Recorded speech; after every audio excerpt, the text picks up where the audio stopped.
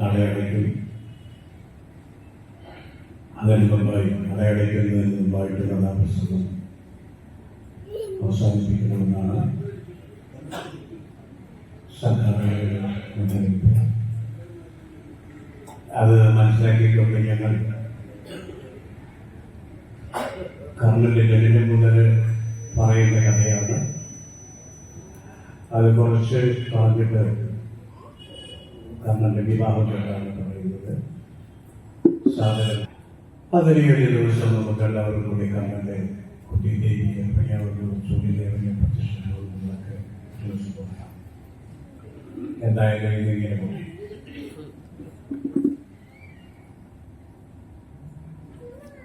മഹാഭാരത കഥ ഒരു പുരാണ കഥയല്ല. ഭാരതത്തിന്റെ തത്വാധീന കാലഘട്ടത്തിലെ ഒരു നടന്ന സംഭവമാണ്.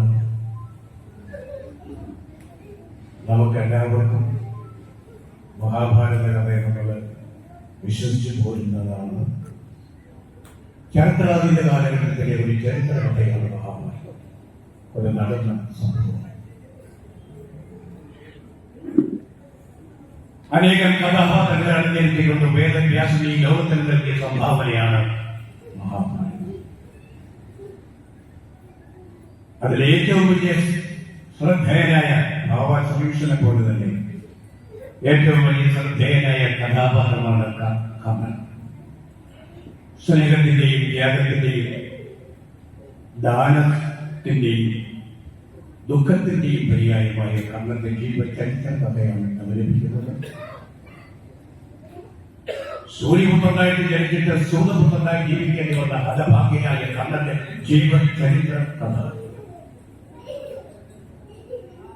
പാണ്ഡവരിൽ ഏറ്റവും മൂത്തപുത്രനായി ജനിച്ചിട്ട് കൗരവ പക്ഷത്തു നിന്ന് തന്റെ സ്വന്തം സഹോദരങ്ങൾക്ക് നേരെ യുദ്ധം ചെയ്യേണ്ടി വന്ന ആ കർണന്റെ ജീവചരിത്ര കഥ. കർണനെന്ന് ശക്തി ദുഃഖമില്ലായിരുന്നെങ്കിൽ ഭഗവാൻ ശ്രീകൃഷ്ണന് അർജുനോട് ഗീതോപദേശം ചെയ്യേണ്ടി വരില്ലായിരുന്നു. അതുപോലെ തന്നെ മഹാഭാരത യുദ്ധം സംഭവിക്കുന്നുണ്ടായിരുന്നു. ദാനത്തിന്റെയും സ്നേഹത്തിന്റെയും ത്യാഗത്തിന്റെയും പ്രത്യേകമായ കർണന്റെ ജീവചരിത്ര കഥ കഥാപ്രസംഗത്തിൽ അവതരിപ്പിക്കട്ടെ. മഹാഭാരതത്തിലെ കർണൻ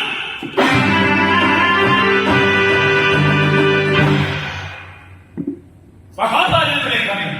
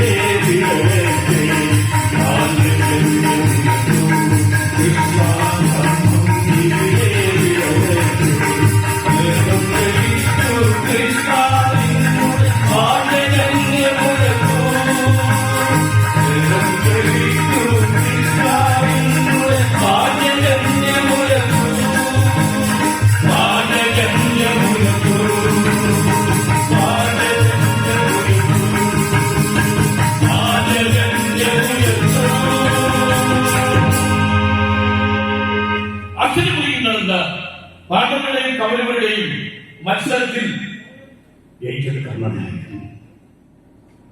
അവിടെ നടന്ന മത്സരത്തിൽ കർണൻ ജയിച്ചതുകൊണ്ട് അംഗരാജാവായി ദുര്യോധനൻ പ്രഖ്യാപിച്ചു. കർണനെ അംഗരാജാവായി അഭിഷേകം ചെയ്തതിനു ശേഷം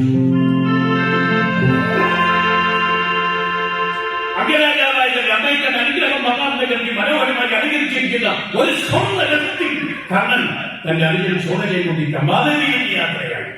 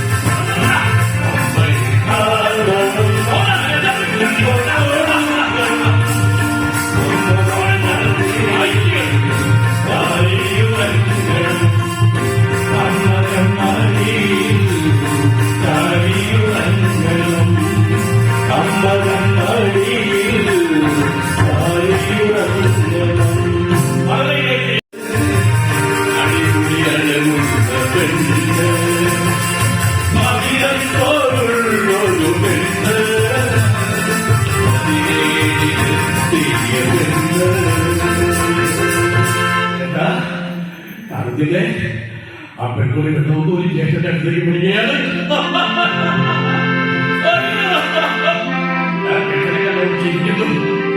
എന്താ അറിവില്ലേ ചേട്ടാ? നീ പറ, എനിക്ക് അമ്മയെ കാണിക്കും. അതുപോരാ, ചേട്ടൻ നോക്കൂ, ആ പെൺകിടാവ് നടന്നു വരുന്നത് കണ്ട രസമായിരിക്കും ചേട്ടാ. ശരിയാണ്, ആ പെണ്ണ് കണ്ണന്റെ അടുത്തേക്ക് നിന്നിട്ട് നടന്നു വരികയാണ്. കണ്ണനെ പോലെ രാജാവിനെ പോലെ കണ്ടപ്പോൾ സുന്ദരനായ ചെറുപ്പക്കാരനെ നടന്നു വന്ന് കണ്ണന്റെ അടിയിലേക്ക് വന്നപ്പോൾ കണ്ണന്റെ കുതിരയ്ക്ക് ഇഷ്ടപ്പെട്ടില്ല. നല്ല ആത്മാർത്ഥതയുള്ള കുതിര. കുതിര എന്തെന്നറിയാമോ? ആ പെണ്ണിന്റെ കവളത്ത് കുതിര തന്റെ മുഖം കൊണ്ടൊരു നമ്മുടെ പൊട്ടിച്ചിൽ കണ്ടിട്ട് കുതിരയെ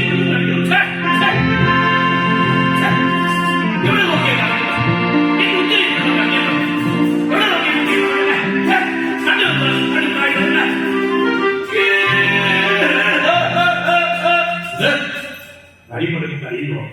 കണ്ടുകൊണ്ടേ പെണ്ണിന്റെ ആയിരം കരച്ചില്. ഞങ്ങൾക്ക് പേടിയാണ് പെൺപിള്ളാരെ. എന്താണെന്നറിയാമോ? ഈ പെൺപിള്ളേരെ എങ്ങനെ അടുത്തത് നല്ലു പറയാം. പെൺപിള്ളേർക്ക് എന്ന് പോലീ കഴിഞ്ഞിട്ട് കോടതിക്ക് എന്തെങ്കിലും ഒക്കെ വിളിച്ച് പറഞ്ഞാൽ ആ പിള്ളേരുടെ പണി വരുന്നു. തന്റെ സിനിമ നടന്മാരെല്ലാവരും കൂടെ കിടന്ന് ആ കുഴപ്പത്തിലായി കിടക്കുക. എന്ത് ചെയ്യണം പറയാം, ഭഗവാൻ ക്ഷമിക്കും. അതൊക്കെ തമാശയൊന്നും പറഞ്ഞില്ല, പോവാ.